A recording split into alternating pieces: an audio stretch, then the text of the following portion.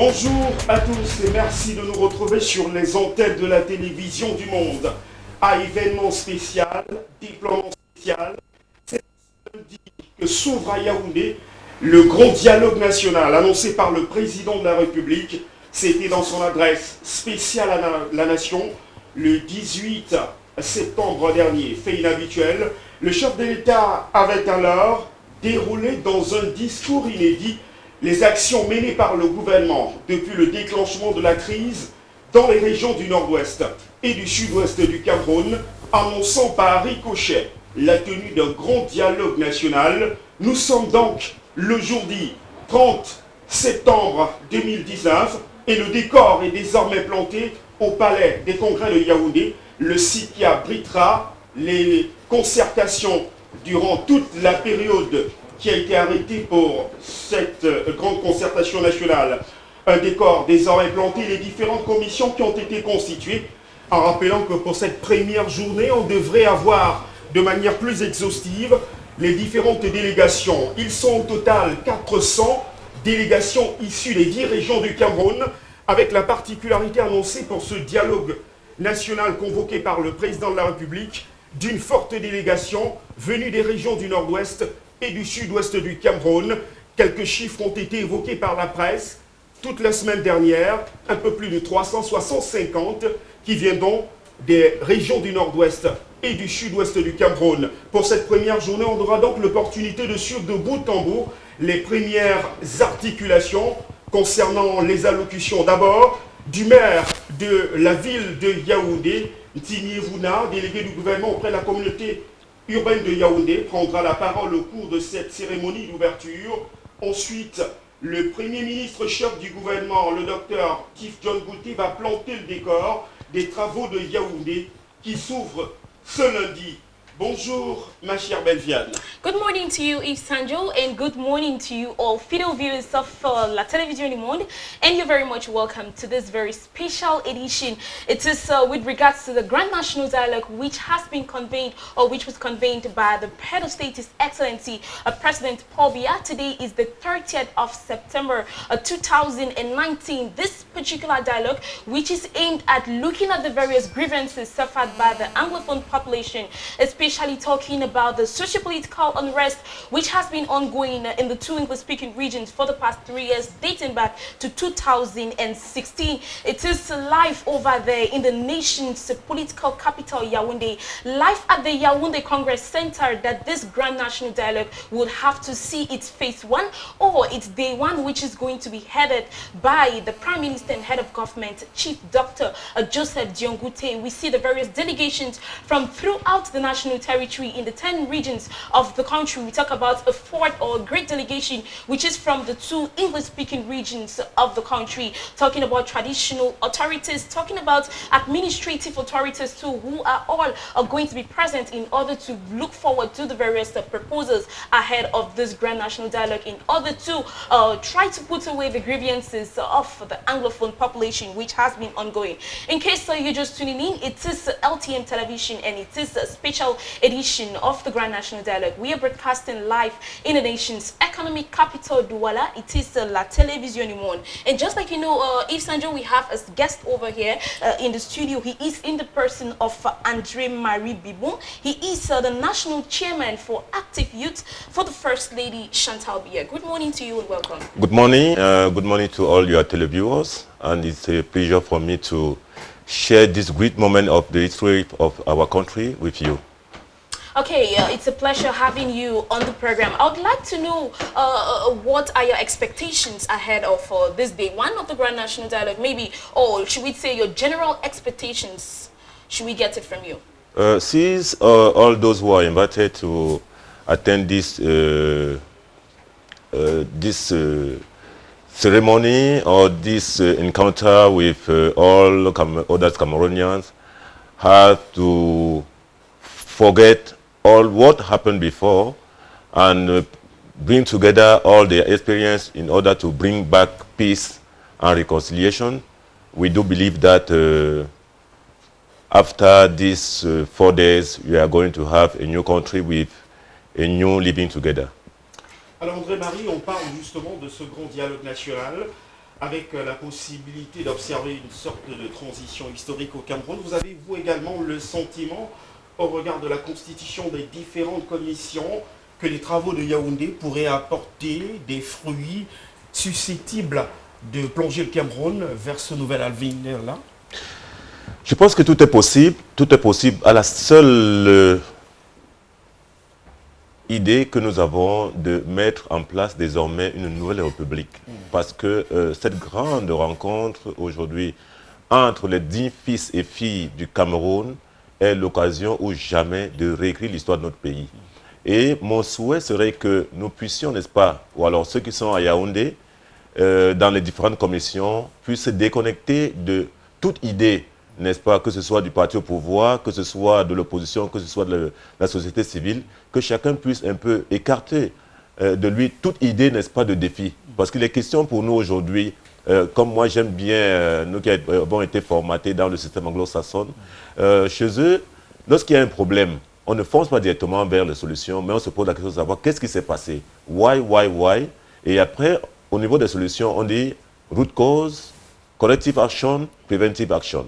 Et on pense que c'est dans ce canevas, nous le souhaitons bien, que c'est dans ce canevas que les travaux vont se dérouler à Yaoundé et que chacun puisse se dire, si je suis invité à Yaoundé pendant ces 4 jours, ce n'est pas pour défendre mon parti politique, ce n'est pas pour montrer que tel est plus fort que moi, ou moi qu'on considère que je suis plus fort que l'autre, ou alors qu'il y a des intelligences qui sont au-dessus des autres, mais qu'on se dise, le pays va mal, il va très mal depuis pratiquement une décennie, voire même plus, parce que la crise anglophone, ce n'est qu'un ras-le-bol du côté de nos frères qui ont pris, n'est-ce pas, sur eux ce courage de dire, nous on en a marre. Mais cette crise, nous la traversons tous dans toutes les régions du Cameroun. Et les questions qu'aujourd'hui, on réécrive l'histoire du Cameroun afin qu'au sortir de ces 4 jours, vraiment, qu'on ressente une fierté de se retrouver camerounais. Je rappelle simplement que le décor est désormais planté au palais de congrès de Yaoundé, où on peut apercevoir les différentes délégations qui ont d'ailleurs désormais élu domicile au sein de ce site. Forte délégation constatée d'ailleurs, des personnalités originaires des régions du nord-ouest et du sud-ouest Cameroun. On a pu apercevoir il y a quelques minutes le chairman John Froundi, dont le biotope politique se trouve bel et bien dans ces régions du nord-ouest et du sud-ouest. André-Marie, il faut dire que cette concertation qui s'ouvre à Yaoundé précède également une série de consultations en amont engagé par le Premier ministre chef du gouvernement qui a reçu une kyrielle de propositions. Avez-vous le sentiment que cela donnait déjà le bon tempo des assises qui s'ouvrent ce lundi à Yaoundé au regard de la succession de personnalités qui ont été reçues par le Premier ministre chef du gouvernement et qui pour la plupart étaient des acteurs multisectoriels? Vous avez le sentiment qu'à partir de ce moment donné, on s'est dit que les Camerounais prenaient l'indication justement de l'enjeu de l'échange qui va se dérouler pendant pratiquement 4 jours à Yaoundé. Vous avez eu le sentiment que c'était cela? C'est vrai que le Premier ministre Joseph Diangout était dans son rôle, n'est-ce pas, à partir de la mission que lui a été confiée le chef de l'État, d'écouter toutes les sensibilités sociales du Cameroun, que ce soit les hommes politiques, que ce soit les leaders politiques et autres. Chacun est allé, n'est-ce pas, avec ses propositions. Et il y a même tout un livre, si je pourrais, n'est-ce pas, qualifier, n'est-ce pas, ce document présenté par le cardinal Christian Toumi de 400 pages, au point où on se demandait si en quelques jours on pourrait, n'est-ce pas, parcourir ces 400. Ça veut dire tout simplement que les Camerounais ont à dire, que ce soit ceux qui sont à Yaoundé aujourd'hui ou ceux qui ne sont pas à Yaoundé, tout le monde a à dire parce que chacun est conscient de ce que notre pays est en train de connaître une période difficile et que chacun est en mesure d'apporter sa contribution, n'est-ce pas, pour trouver des solutions qu'il faut. Alors, Biboum, je voudrais vous relancer, Belviane, pour préciser simplement que finalement, le fond ou le débat qui sera certainement le plus attendu au cours de cette immense concertation, de ce grand dialogue national qui se veut sans exclusif, eh bien, c'est la crise anglophone. Une crise anglophone qui a pourtant connu un début de solution lors des mouvements corporatistes. Le président l'avait indiqué en 2016. On a pu observer que les avocats et les enseignants avaient décidé de battre le pavé pour revendiquer une série d'améliorations de leurs conditions de travail. Le gouvernement avait répondu à travers une série de mesures qui avaient donc été prises. 2017, on a constaté une escalade sur le terrain avec des revendications cette fois-ci à la limite indépendantistes qui ont finalement poussé le chef de l'État à mettre également sur pied une batterie de mesures. Il l'a d'ailleurs cité dans son discours à la Nation, c'était le 18 septembre dernier. Il parlait de la mise sur pied d'une commission pour le bilinguisme et du multiculturalisme, une commission également chargée du désarmement et de la démobilisation, la réinsertion des ex-combattants et des mouvements séparatistes. Et encore récemment, le chef de l'État a mis sur pied ce fameux plan d'assistance humanitaire qui permet de prendre en charge les populations déplacées parce que finalement, les populations belvianes sont extrêmement nombreuses. Les derniers rapports de l'Organisation des Nations Unies sont suffisamment éloquents sur la question. Le nombre de populations camerounaises qui ont élu domicile au Nigeria voisin frise les 50 000. On parle des déplacés internes observés dans les régions francophones du pays. C'est donc dire que les assises de Yaoundé pourraient marquer un tournant décisif quant au débat au sujet de cette crise anglophone que le président voudrait absolument résoudre. Avez-vous le sentiment, au regard de la constitution des délégations issues de ces régions, que le chef de l'État veut absolument désamorcer la bombe dans ces régions-là? Well, just like we know, the history of Cameroon is about to get changed, Mr. Andre Maribibo.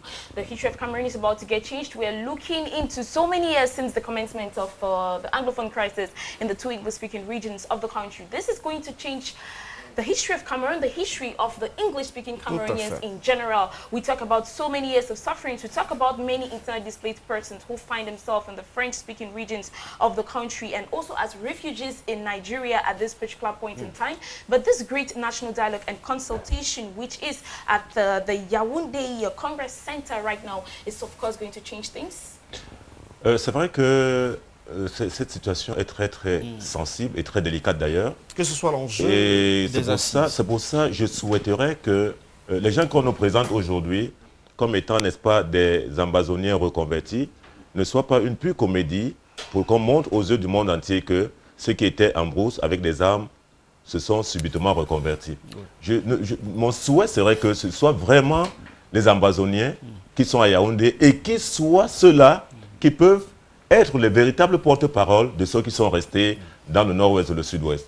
Parce que si tel n'est pas le cas, j'ai peur, parce qu'il y a encore quelques heures, j'apprenais que tout un quart, depuis pratiquement samedi, tout un quart de voyageurs avait été, n'est-ce pas, détourné de sa trajectoire par les ambazoniens.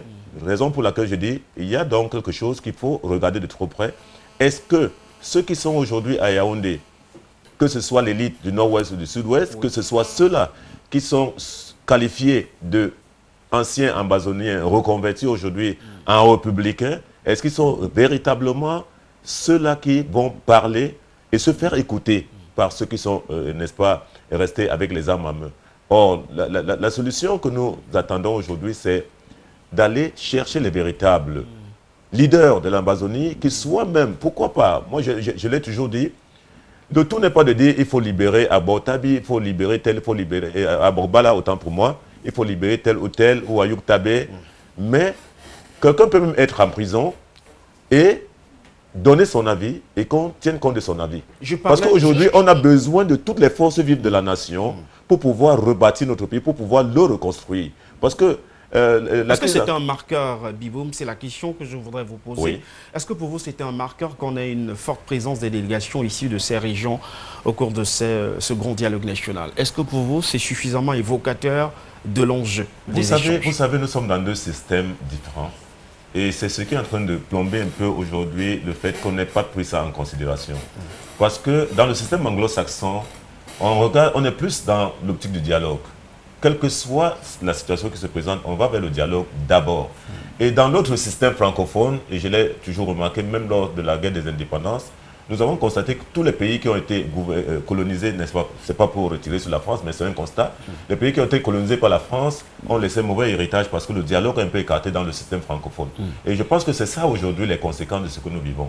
Parce que si on avait intégré le dialogue dès le départ avec nos frères anglophones, je pense que les conséquences auraient été moins désastreuses que celles que nous avons aujourd'hui.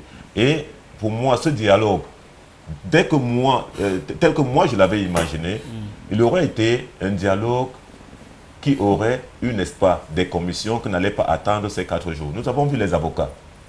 Le collectif des avocats du Cameroun s'est prononcé par rapport à ces préoccupations.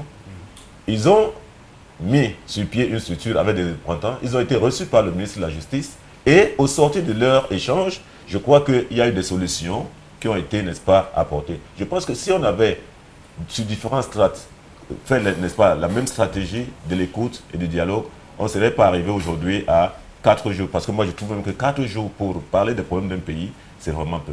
Okay, Mr. Bibum, we are talking about 4 days. We talk about today, the 30th, until the 4th of October 2019, 4 days of inclusive dialogue. We know about the various delegations from the different regions of the country, the 10 regions of the country. Do you think this delegation or these participants who were actually invited or who are there present are the right people to actually engage in this conversation of the national dialogue? Ici déjà, est-ce que ces délégations représentent leurs différentes régions? C'est la question qu'il faut se poser parce que lorsque nous avons vu les listes qui ont été, n'est-ce pas, envoyées à Yaoundé, à la primature, il y a eu des contestations. Ça veut dire que déjà, cette... André, vous savez qu'il y a toujours des contestations. Voilà. Tout à l'heure, vous indiquiez qu'il faut, ces contestations il faut dépasser les chapelles politiques. Ces contestations viennent de quoi? Ça vient du fait que la population muette, c'est-à-dire ce Cameroun profond, a eu de la peine à se reconnaître à travers ces personnes. Maintenant, il faut évacuer déjà l'idée de ce manque de confiance envers ces personnes. C'est pour ça, moi, à l'entame de l'émission, j'ai dit, si ces personnes qui y vont aujourd'hui ont en leur âme et conscience la sensation, n'est-ce pas, de représenter leur localité, leur région. On peut commenter cette image. Voilà. Henri, on peut commenter cette image où on peut voir le Tiamani John Frondi en pleine concertation avec l'archevêque émérite de Douala, cardinal Christian Toumi, qui lui également avait souhaité impulser une sorte de All Anglophone Conference. Exactement. On s'en souvient, cette rencontre n'avait pas pu se tenir. C'est une concertation, c'est également cette image qu'on voudrait voir au cours de ce dialogue-là, des anglophones qui se concertent et qui ont certainement envie de faire des propositions, pour que l'on sorte de cette région. C'est une image suffisamment évocateur. Hein. Ce sont deux personnalités qui sont bien connues dans ces régions-là, extrêmement respectées au Cameroun. Leur présence au Palais de Congrès est suffisamment illustrateur de leur bonne volonté, celle de participer effectivement à l'édification d'un nouveau Cameroun. Alors, vous parliez des délégations et des commissions. On ne va pas être des oiseaux de mauvais augure sur ce plateau, indiquant qu'on reste très optimiste quant à l'issue de ce dialogue-là. Mais disons peut-être un mot sur les commissions, et c'est assez intéressant. On peut voir le drapeau tricolore du Cameroun qui est au Strad. La tribune officielle de ces travaux sera prononcée dans quelques minutes. D'abord, le discours du maire de la ville de Yaoundé, le délégué du gouvernement auprès de la communauté urbaine de Yaoundé, Timi Evuna, va s'exprimer du haut de ce strade avec en arrière-plan le drapeau tricolore du Cameroun. Ensuite, le Premier ministre, choisi comme médiateur des travaux par le chef de l'État, va également prononcer son discours. Ce sera aux alentours de 10h, de 10h à 11h, est donc prévu, selon le chronogramme officiel, les discours de ces deux personnalités qui vont marquer l'ouverture, effectivement, de ce grand dialogue national inclusif du côté de Yaoundé. Le drapeau tricolore au Palais de Congrès, quelle image, mon cher Biboum? Alors, le drapeau tricolore, ça voudrait tout simplement dire chacun, lorsqu'il regarde droit devant lui, il devrait voir ce vert ou jaune qui, n'est-ce pas, matérialise ce sang qui coule dans nos veines. Et moi, j'aurais même souhaité, si j'avais été au niveau des commissions, que chaque Camerounais dans une commission prêta serment sur ce drapeau. À partir de cet instant, chacun peut déjà ressentir cette lourde responsabilité qui l'animerait au cours, n'est-ce pas, de ces échanges. On parlait de signes forts.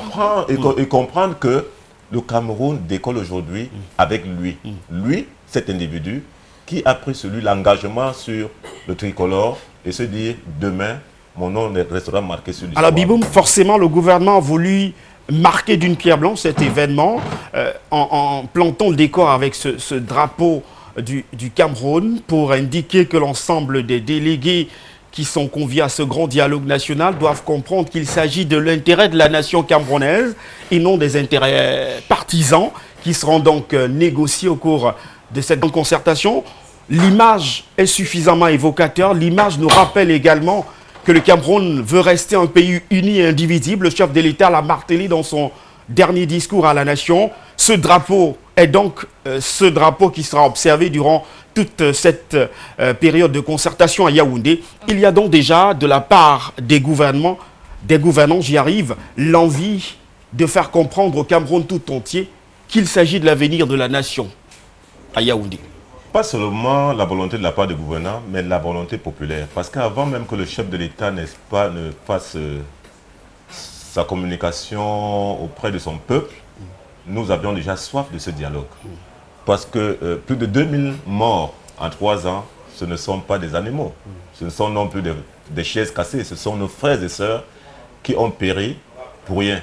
Je continue à le dire pour rien, parce que cette guerre aujourd'hui que nous connaissons dans nos eaux, on aurait pu l'éviter. Et il est question pour nous aujourd'hui vraiment de ramener la paix dans nos cœurs, de ramener la réconciliation dans nos cœurs. Et c'est pour ça que je continue à prier pour que ceux qui sont à Yaoundé, qu'ils oublient qu'ils sont là-bas par rapport à leur casquette de leader politique, par rapport à leur casquette de représentants de la société civile, par rapport à leur casquette de religieux, mais qui sont là-bas en tant que Camerounais et qui veulent voir ce pays retrouver, n'est-ce pas, le chemin de la paix, le chemin de la réconciliation, parce que c'est d'abord ça, la réconciliation des cœurs entre les Camerounais. Tant qu'il n'y a pas de réconciliation, je ne pense pas que nous pourrons nous regarder en face. Belviane, sur ce drapeau national, sur ce drapeau national, Yes, of course, like we l'on est have encore seen ému en regardant the ce flag drapeau of national. the national flag of planté the comme ça. country, a green, red, yellow with the star in the middle. Let's not forget we are talking about a one and indivisible country. We're looking at the various proposals. We're going to talk about bilingualism and multiculturalism that is going to be promoted. We talk about looking forward to a way of a one and indivisible Cameroon. We are going to look into the menu just like you see. It is direct in the nation's political capital, Yaoundé, at the Yaoundé Congress Center, where this Grand National Dialogue, which is about to change the history of Cameroon, is going to occur. Just like you earlier said, Yves Sanjo, Yes. beginning on the program, there is going to be a speech from the mayor to the Yaoundé Urban Council, who is going to address first, and thereafter the Prime Puisque c'est Yaoundé qui accueille effectivement les travaux, il est donc normal que le maire s'exprime en premier pour souhaiter la bienvenue à ces différentes délégations-là et que le Premier ministre, qui va jouer le rôle de médiateur, l'orchestrateur en chef, comme on le dit régulièrement, pour ouvrir effectivement ce grand dialogue national. Moi, je m'arrêtais sur le drapeau, sur l'emblème du Cameroun. On en parle finalement très peu et c'est également l'occasion de magnifier ce drapeau national qui est la représentativité du Cameroun profond, du Cameroun tout entier.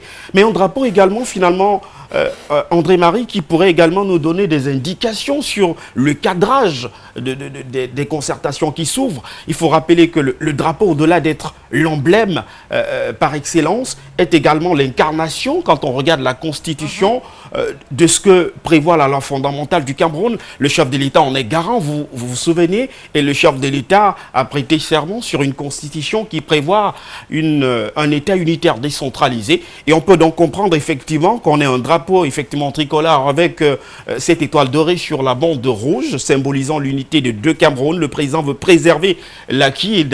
Il a d'ailleurs indiqué plusieurs fois dans ses discours, il souhaite rester le digne héritier de ses prédécesseurs et conserver effectivement ces acquis-là. Il y a donc finalement derrière cet emblème national aujourd'hui une volonté, celle justement de l'autorité régnante, de préserver un Cameroun uni et indivisible, mais surtout de préciser que ce qui devrait sortir de ces consultations au bout de 4 voire 5 jours seraient donc des résolutions qui cadrent avec la loi fondamentale du Cameroun. Est-ce qu'on peut avoir cette interprétation également au regard effectivement de ce drapeau tricolore qui flotte au palais de congrès de Yaoundé? Absolument, absolument. Lorsque nous regardons et d'après, n'est-ce pas, l'analyse que nous pouvons porter à cette symbolique, c'est que déjà, il n'y a pas deux drapeaux là-bas par les congrès.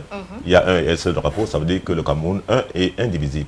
Alors, quand on regarde bien, le problème des Camerounais aujourd'hui n'est pas de fractionner le Cameroun pour qu'on devienne Cameroun A, Cameroun B, Cameroun C.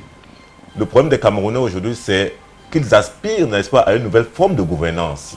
Si la première forme de gouvernance n'a pas apporté des solutions qu'il fallait au problème du bien-être des Camerounais, il faut revoir cela. Et lorsque nous avons subi, n'est-ce pas, avant le début de ce grand dialogue national, les débats dans tous les médias, Oui. on s'est accordé qu'on soit de l'opposition, qu'on soit, n'est-ce pas, du parti au pouvoir avec ses alliés, on s'est tous accordés sur une chose, c'est qu'il y a eu un problème de malgouvernance. Et c'est ce problème de malgouvernance qui a fait en sorte aujourd'hui qu'on puisse avoir des implosions. Ok? Et ne regardons pas seulement le nord-ouest ou le sud-ouest. Nous sommes conscients du fait qu'il y a même eu des mémorandums de certaines élites. Oui. Il y a eu des mémorandums de l'élite du Grand Nord, il y a eu des mémorandums de l'élite du centre, de l'Est, un peu partout. Même dans la zone Bassane, nous on a vu des mémorandums passer. Ça veut dire que le malaise est profond, mais personne n'a jamais dit que nous devons couper le Cameroun en 1000 morceaux pour dire « moi je deviens Cameroun A, moi je deviens… » Nous avons tous besoin de vivre ensemble. D'ailleurs, de vivre ensemble, il ne se décrète pas. Aujourd'hui, tous les Camerounais vivent ensemble. Mais tout simplement, ce qu'on veut, tout ce qu'on veut aujourd'hui, c'est que les conditions soient beaucoup plus accélérées pour que les Camerounais se ressentent concernés par les gouvernants et que le bien-être des Camerounais soit au devant de toute politique sociale qu'on met en place. Okay, Mr. Bibum, I think I have a random rhetoric question like that. Let's say I'm going to term it more of a layman question. We're looking at this Grand National Dialogue that is about to begin in not long from now. Do you think it is actually the possible way out of this ongoing socio-political disorder? C'est vrai que je ne pourrais pas dire qu'au sortir de ce dialogue, les choses iront comme un interrupteur sur lequel on appuie, la lumière s'allume, les ampoules s'allument, et puis on appuie, ça s'éteint. Je crois que c'est un processus aujourd'hui. On est en train de baliser aujourd'hui le chemin qui va nous conduire, n'est-ce pas, vers ce nouveau Cameroun que nous souhaitons tous revoir, ce Cameroun que faisait notre fierté d'hier, quand on arrivait partout dans le monde entier, quand on disait voilà un Camerounais, tout le monde avait envie de nous voir. Donc ce dialogue aujourd'hui, c'est celui-là que tous les Camerounais ont longtemps attendu. Et nous souhaitons vraiment, comme je l'ai dit, qu'au sortir de ce dialogue, que le Camerounais se retrouve dans sa vie au quotidien. Parce que lorsque nous avons le bilan catastrophique en pertes humaines, le bilan en pertes économiques, ce n'est pas de tout gai à voir ni entendre. Il faut dire qu'au palais de congrès de Yaoundé, on attend évidemment l'arrivée du docteur Joseph John Gouté, le Premier ministre chef du gouvernement, qui arrivera dans une poussière de minutes pour prononcer, après le discours du délégué du gouvernement auprès de la communauté urbaine de Yaoundé, son adresse qui marquera l'ouverture de ces travaux. André, est-ce qu'on ne peut pas voir également derrière ce drapeau national camerounais la volonté et la maturité du peuple camerounais qui a donc dit non à la médiation internationale et qui souhaite une solution finalement endogène à la crise dans les régions du nord-ouest et du sud-ouest du Cameroun? Est-ce qu'on ne peut pas, au-delà justement de cet engouement, constater qu'il y a également une volonté, cet orgueil à la camerounaise de dire que le linge sale se lave en famille?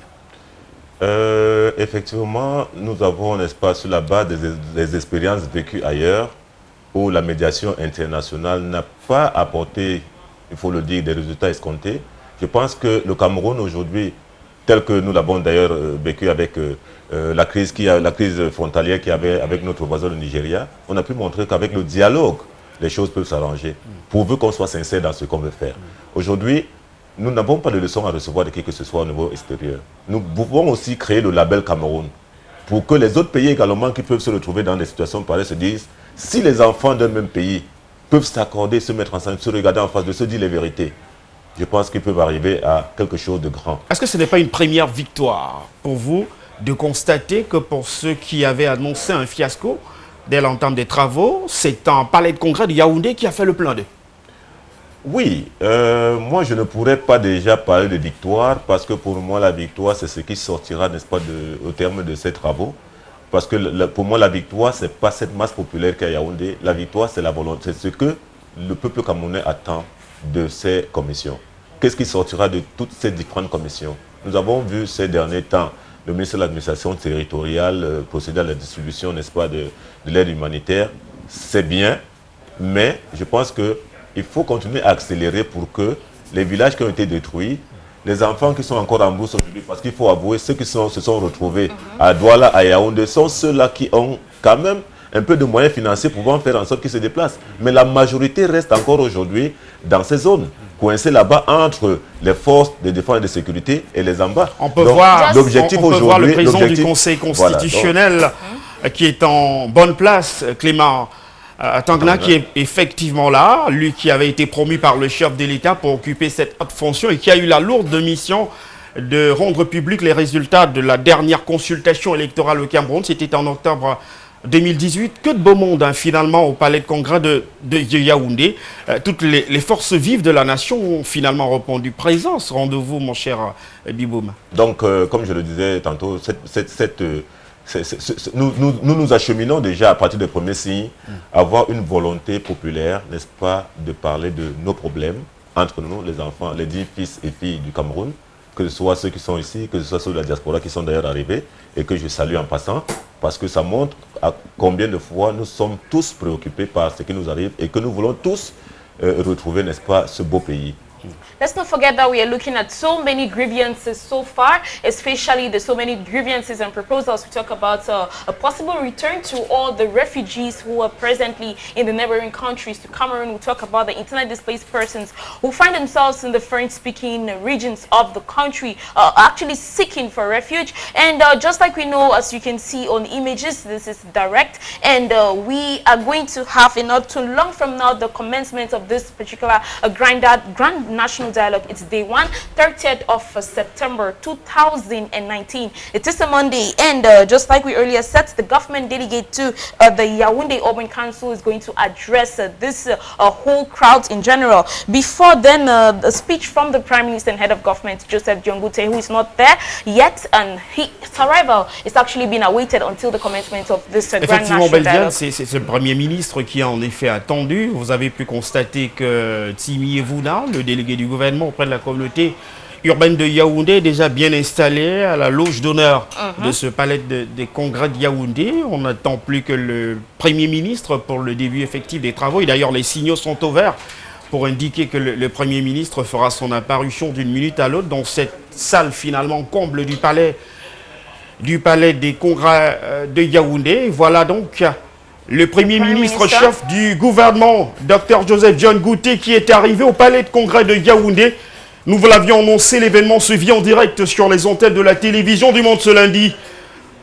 Les travaux vont donc officiellement débuter avec évidemment le speaker qui va annoncer les différentes articulations de ce grand dialogue national de Yaoundé. Le décor est définitivement planté, les invités confortablement installés et le Premier ministre en maître d'orchestre a pris donc définitivement ses quartiers au palais de congrès de Yaoundé. On va donc suivre les différentes articulations de cette concertation qui s'ouvre à Yaoundé et progressivement commenter les discours du maire de la ville de Yaoundé, ensuite celui du Premier ministre très attendu, Joseph John Goute.